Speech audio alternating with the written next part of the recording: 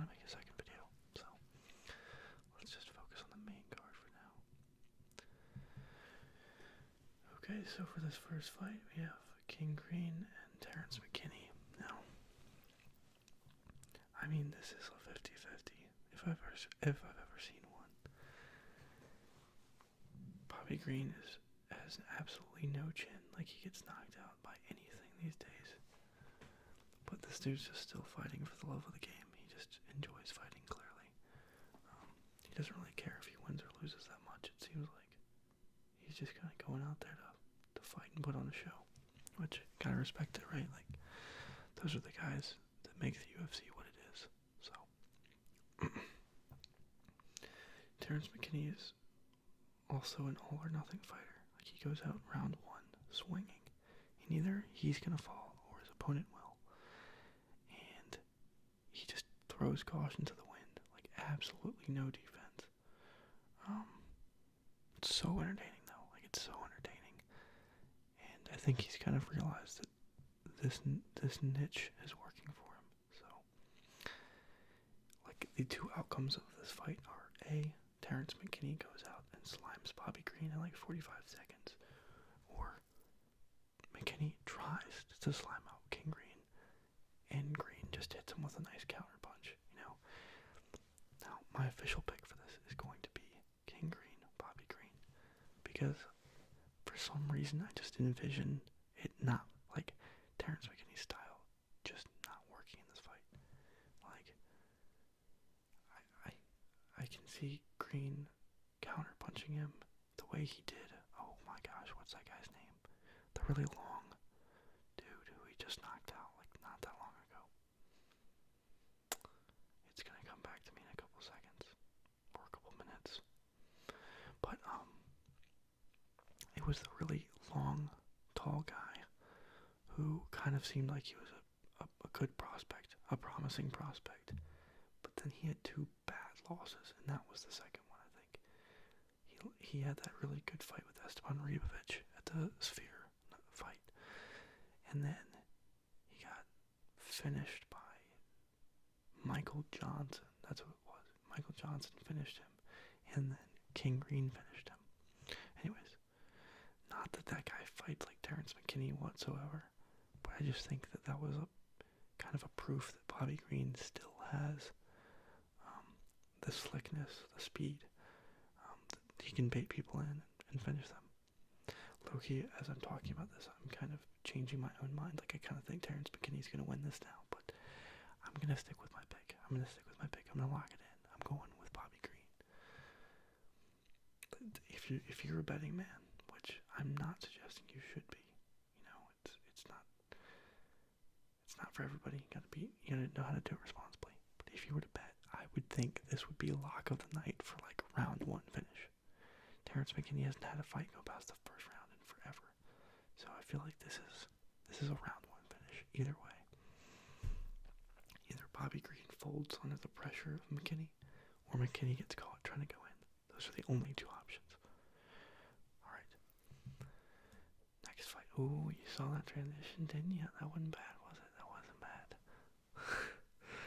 All right, Brandon Royval versus I always say Loner Kavanaugh, but some people say it like Lonnie Kavanaugh. I don't know how you're actually supposed to say it. How is that an English name? It can't be, right? Like, that's not an English name. I need to look up this dude's ancestry. I mean, the Lonnie, Loner, whatever, however you say it. There's no way that's English. Anyways, Brandon Royval versus Lonnie Kavanaugh. I'm going with let me do my animation again. I'm going with Lonnie Kavanaugh. He put on a really good performance against Brandon Moreno, and I don't think did Royval beat Moreno kind of recently? I know they fought again, but I know. Anyways, I need to stop bringing up fights that I can't actually remember too well. Brandon Royval got knocked out by Cobb in his last fight, and he did not look very good, to be honest. Like, the fact that he got dropped by Joshua Van in their fight, and then the next fight he got chinned in round one, that was bad. Brandon Royval's an entertaining fighter. I love watching him fight just because he's just entertaining, right? He puts on a show every time. He's going to make it interesting. But I just think Lonnie Kavanaugh's a little too technical for him, and I think he'll knock him out at some point in the fight, to be honest. But I would love to be surprised. I'm honestly, like, maybe this is a hater take, but I just kind of always root against prospects. I'm always kind of rooting for the older fighters who I've seen for longer. I hope Royval can get it done, but I don't think he will. I think Kavanaugh's going to beat him. I don't think we're going to get another fluke loss the way it happened with Charles Johnson. I mean, Charles Johnson, what an anomaly, right? What an anomaly. He's knocked out Joshua Van and Lonnie Kavanaugh, both of which, he was losing both of those fights. And then just round 3, or at least I know it was round 3 when he fought Joshua Van. I don't know what round it was when he fought Lonnie Kavanaugh. But either way, the dude just turns it on all of a sudden and knocks him out. It's really weird. He's good at capitalizing on moments when people drop their guard. I did not list this as a ramble video, so I gotta reel myself in here and not make this take forever. I'm going with Lonnie Kavanaugh for this fight. I think the odds have actually gotten more skewed towards Kavanaugh. I think he's an even bigger favorite since when I grabbed these little screenshots here. And the next fight, bantamweight bout, Corey Sandhagen versus Mario Batista. This will be an interesting fight. I like how many close fights there are on this main card. I think that's going to be really good. Freedom 250 was cool and all, but a lot of the fights were just not even supposed to be competitive. That being said, one of the fights that was supposed to be the least competitive actually ended up being a huge upset. So, maybe I shouldn't be criticizing really, really lopsided fights. But anyways, point is, I like that these fights are pretty even on paper. I'm going with Corey Sandhagen for this fight. I don't have a great reason, to be honest. Mario Batista is just one of those guys, I watch him and I'm like, this guy's gonna get beaten, right? He's going to get beaten by somebody that's really good. I don't know, he put up a heck of a fight against, oh my gosh, Umar Nurmagomedov. I think Corey Sandhagen is kind of overrated. People act like he's this genius in striking. He kind of struggles in some fights. He doesn't have the best chin. I don't know. I like him. I think he's an entertaining guy. I love his coach, Trevor Whitman. I like watching his striking videos and everything, but I think these odds are close for a reason. I think Mario Batista is going to give him a real fight. That being said, I think Sandhagen will be able to edge it out. I think he's really well-rounded, to be honest. And he's really good at improvising and making reads. And I think he'll probably understand Mario Batista well enough to find his holes and exploit them. And his fight against Umar Nurmagomedov, it's that's one of those puzzles where you can understand it and still not be able to solve it. It's like going in there fighting against Khabib. You know what Khabib's going to do. That doesn't mean you're going to be able to stop Khabib. I think a similar thing was happening with Umar. It's he's going to try to wrestle you. You might even know what his first option for a takedown is and his second option and third option are, but that doesn't mean you're going to be able to stop them because so few people can even replicate that, so you can't even train for it really, Anyways, I don't think Mario Batista is as difficult of a puzzle as Umar Nurmagomedov is, and I think Corey can get this done. I'm pulling for him. Let's go, Corey. Co-main event, Benoit Saint-Denis versus Paddy Pimblett. This is a tough fight, man. I actually do not remember who I picked. I made these slides last week, and I do not remember who I picked. So let's see who I did. Okay, that makes sense. Yeah. I've been seeing a lot of stuff online about people have really convinced themselves that this fight is not going to be close. But the ironic part is it's happening on both sides. Some people think Paddy Pimblett is going to destroy BSD, and some people think BSD is going to destroy Pimblett, and I keep seeing these videos like, BSD is going to maul Paddy Pimblett, and it will not be close. I don't know, just stupid titles like that, where people evidently either don't learn from the fact that this sport continues to give us surprises, or they're just trying to get clickbait, which, it's probably the latter option. But I think the thing that makes me pick BSD here is the fact that Pimblett did not handle Gaethje's pressure well at all. And Gaethje is less of a grappling threat than BSD, Like Pimblett's route out of that fight, let me rephrase. When Pimblett was feeling the pressure of Gaethje on the feet, he had the option to grapple. That was the obvious option, right? Pimblett is a great grappler. Gaethje's grappling has been his weakness. I'm not saying he's a bad grappler, because all these guys are top level. He's just not as good of a grappler as a lot of the fighters he's faced, like Khabib or Charles Oliveira or whoever else, So relative to the people he's fighting, Gaethje's weakness has been his grappling, and Pimblett didn't exploit that. He tried for a few takedowns, but he kind of, from what I remember, I haven't rewatched the fight since, when it occurred in January, but Pimblett just did not exploit the grappling weakness. So if he couldn't do it against Gaethje, there's nothing that makes me think he'll be able to do it against BSD, because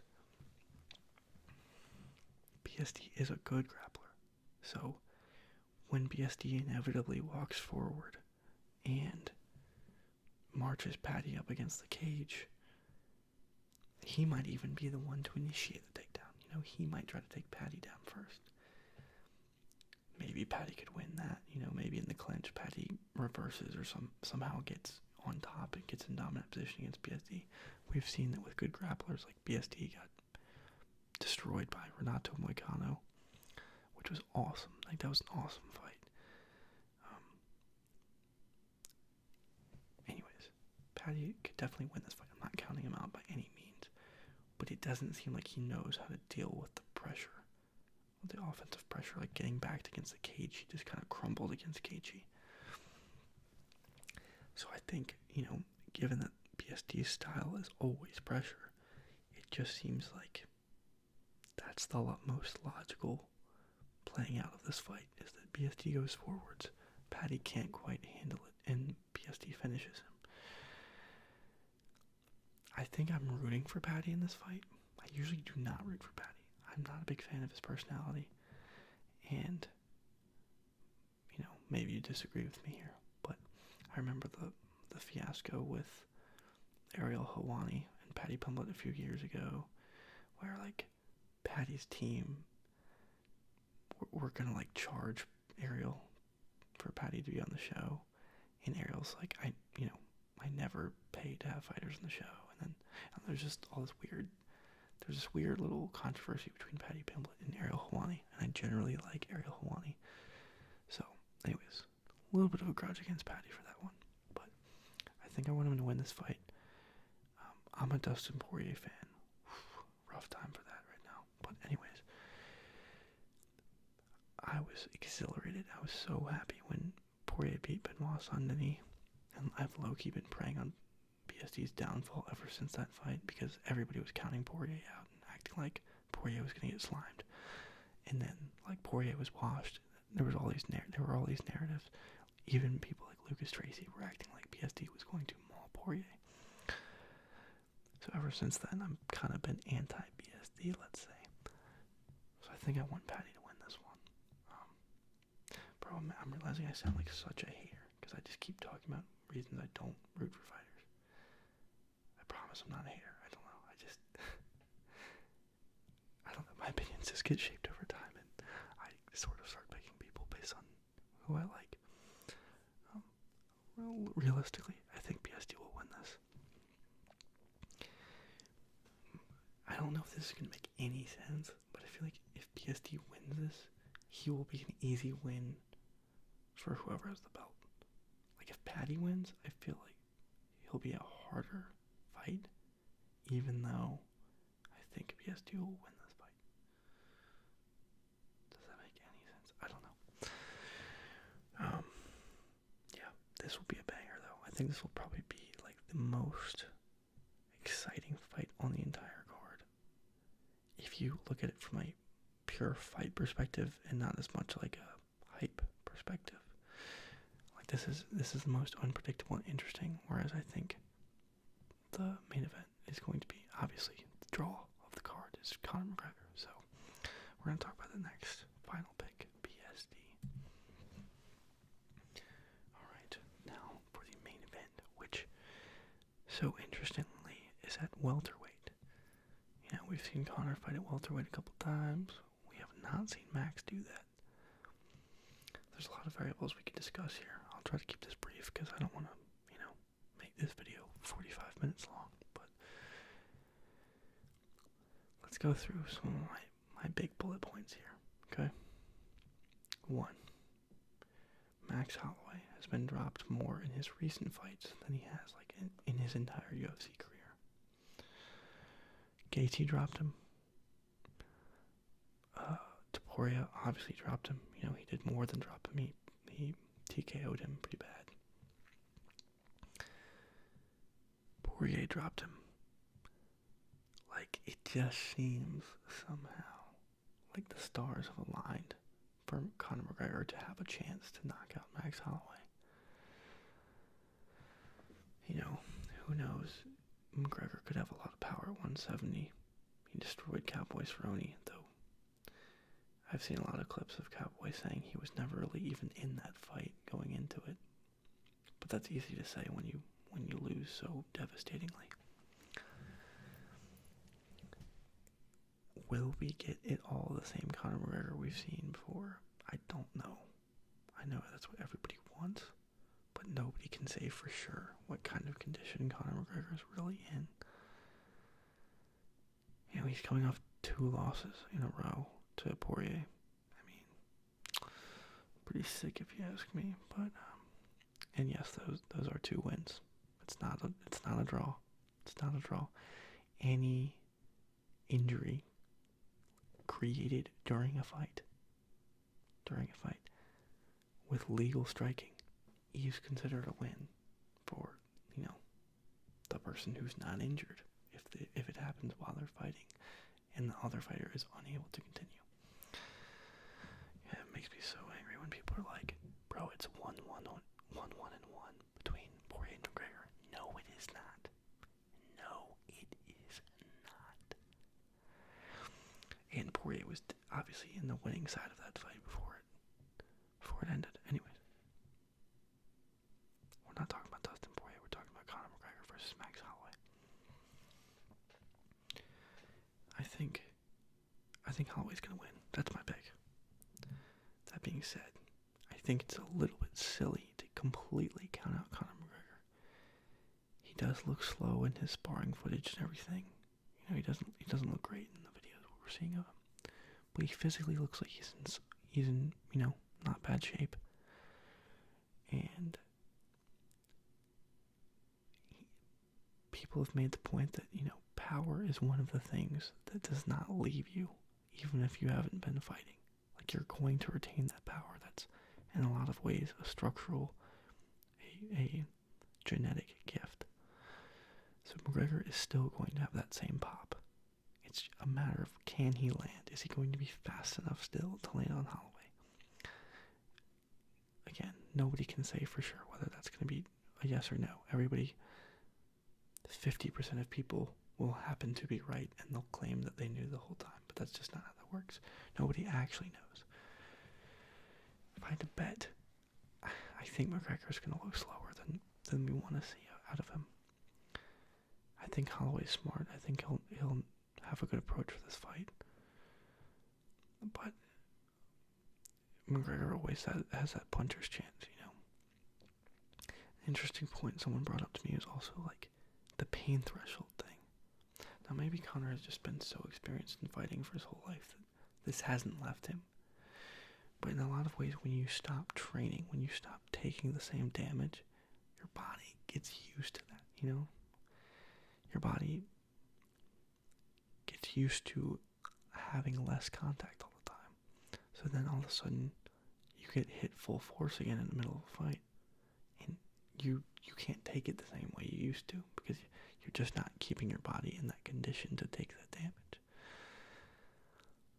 And also, Conor's way older. When people forget that important variable, we see a pretty steep fall off for fighters when they get past like 35, 36, 37, especially at lighter weight classes. Now, this is welterweight, so that's going to help out Conor, I think. You know, that'll de-age him a little bit in the sense of the speed won't have to be quite as fast because they're at a higher weight class, both carrying a little bit more weight. Conor won't be as dehydrated, so his chin will hold up a little bit better than it would if he was at 155. There's so many variables here. There's so many variables. Ultimately, I think it's more logical to pick Max, as the odds would indicate. You know, it would be silly to not pick Max given how long McGregor has been out and how well Holloway has been doing since then. But there's always that chance, man. There's always that chance. I hope that you have enjoyed my predictions for this video, and yeah, I'm looking forward to making some more videos in the future. Maybe I'll start, kind of going back to a bullet point format for these videos so that I can organize my thoughts a little better. I feel bad that, again, I said this in my last video, I think. I come in with all these thoughts, like specific items I want to talk about, and then I get going on one thing and kind of lose my plan for each fight. But hopefully, nonetheless, this was enjoyable. Yeah, that's it. I will hopefully see you in a later video. Thanks.